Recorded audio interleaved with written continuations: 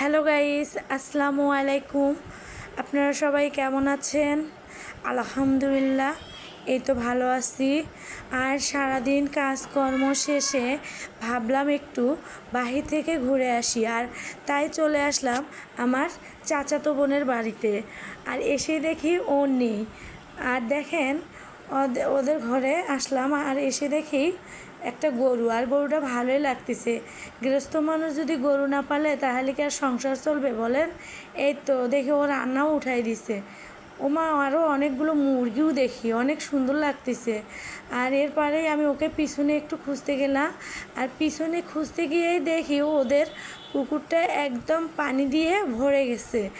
আর এপাশে একটা দেখেন পলেন ফুল, সেটার নিচেও অনেক পানি জমছে। তারপরে আমি একটু ঘোরাফেরা করে ওদের আঙিনায় চলে আসলাম।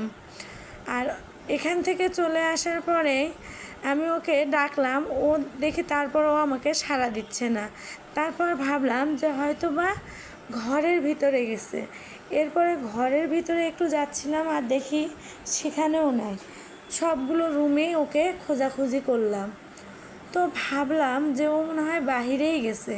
আর আবার এখানে রান্না উঠাইছে, আর রান্না উঠাই দিয়ে যে কোথায় গেল বুঝতেই পারলাম না। আর দেখেন কি অগোছালো ঘর। আর এই রুমটা অনেক সুন্দর, এখানে আমার চাচাতো ভাই থাকে।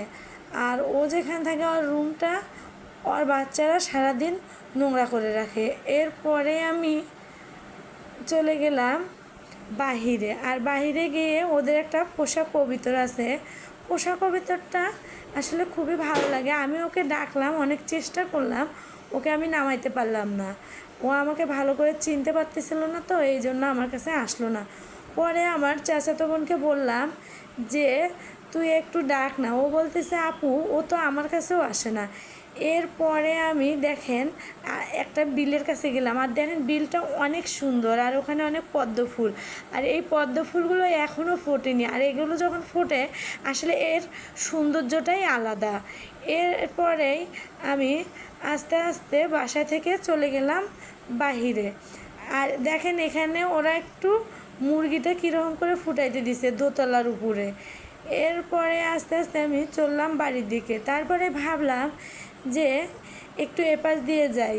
আর যাওয়ার পথেই দেখি অনেক সুন্দর একগুলান কচু গাছ হয়েছে। আর ভাবলাম যে এখান থেকে কিছু কচু উঠাই নিয়ে যাব, হয় একটু ডাল রান্না করব, আর না হয় ছানা খাবো।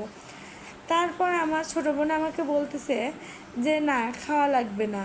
এরপর মেয়েটা আমার সঙ্গে আমাকে জোর করেই নিয়ে যাচ্ছে। তারপরেও আমি চলে আসলাম, আর দেখলাম অনেক কাদা জমছে, আর এগুলো এখনও উঠানো যাবে না। আর এরপরে দেখেন আমার ছোট্ট একটা সবজি ক্ষেত আছে, আর সেখানে দেখি এখনও কিছু হয়নি, বেগুনে শুধু ফুলে আসছে। আর এই তো 4 থেকে 5টা কোষ্টা শাকের গাছ আছে। আর একটু লাল পুঁই শাকগুলো অনেক সুন্দর হয়েছে। ভাবলাম যে একটু পুঁই শাক দিয়ে মাছ রান্না করব। তা বোন বলতেছে আজকে না, আর একদিন খাবো, আজকে থাক। তাই তো চলে আসলাম বাড়ির দিকে। আর আসতেই দেখি বাচ্চারা খেলাধুলা করতেছে। আর মনে হচ্ছে যে এরকম এক সময় আমরা ছোটোবেলায় অনেক খেলতাম, তাই না? মজা করে। তো এখন তো আর খেলার বয়স নেই, এখন বাচ্চা কাচ্চার খেলার বয়স। কী আর করবো, এই দেখে ওদের কাছে একটু দাঁড়িয়ে গেলাম। তো গাইজ, আজ এ পর্যন্তই। আপনারা ভালো থাকবেন।